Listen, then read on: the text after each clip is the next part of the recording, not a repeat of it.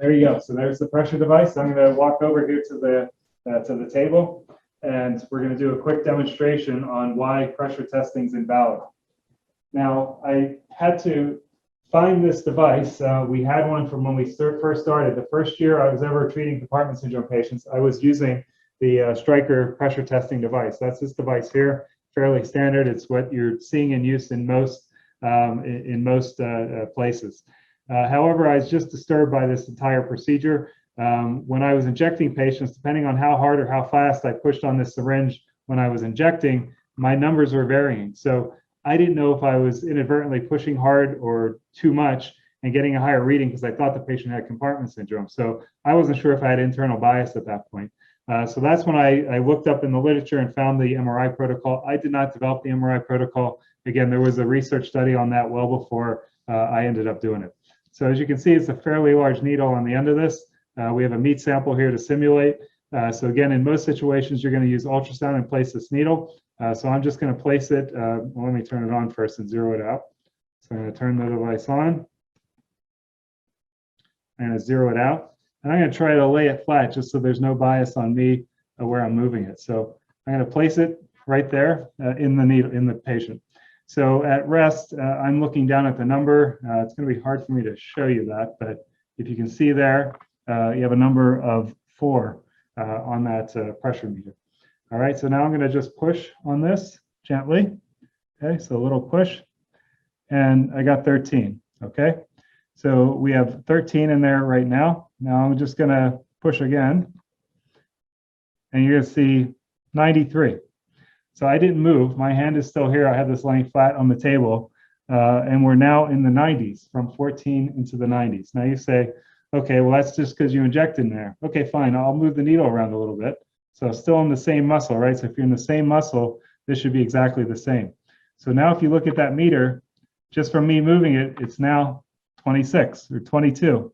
So it's in the 20s. I didn't do anything else but move my needle. Still in the same muscle, still in the same area. I'm now going to push on this again, and now we're at, let's see where it settles. It's going to be lower. It looks like it's going down into the teens. So we're at 18, 19, 17. Again, we're not moving it around. It's the same piece of meat. The needle's in the same muscle, in the same muscle compartment in this meat patient. And then we're going to push again, and then you see the number goes up significantly, and then settling down into the 20s in this particular location. So let's move it. Again, we'll move it in the sample, still in this same section of the meat over here. Now we're getting 8. So we have a number of 8 on the screen here. So if you can see that, number 8. And then push it again. Looks like it's settling out in the teens at that area. Pushing it again. Getting it into the 20s, now back down to the teens, even with more injection into there. So you can see in that area, we had numbers varying from 4 all the way up to 90 in the same piece of muscle with the same device sitting here on the table. With me just pushing on that, depending on how hard or how fast I push on there, you're getting a drastically different measurement within this muscle. So this really is proof that this test is invalid. No matter how many times I do this, we're going to get different numbers. I just did it again.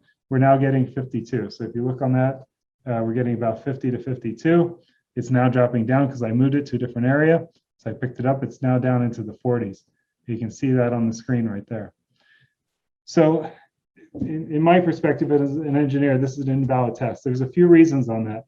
If you look at the muscle, it's striated, right? So there's different striations in the muscle. When you inject something, depending on where that needle tip is, it'll flow along the muscles differently. So if you get it in a tight area of the muscle, the pressure is going to be higher. If you get right along those fascial planes, it'll move very easily. Second thing, this is feels resistance. So depending how much volume I put in there, so I can try to be consistent, but it's impossible. I can push a little bit, and then that's going to develop a different volume in that meat sample, and you're going to get a different pressure reading based on that. What you also see is you're only measuring this muscle. You're not getting an assessment for the rest of the muscle in different areas. On the MRI, we've seen different responses in different areas of the muscle. So once I noticed this in patients, I stopped using it. I stopped using this device. I stopped using the pressure testing altogether and switched over. So hopefully for those of you that are out there and considering pressure testing, hopefully that demonstration proves to you that really it's invalid, it's inconsistent, it's invasive, and really is not going to help with that particular process.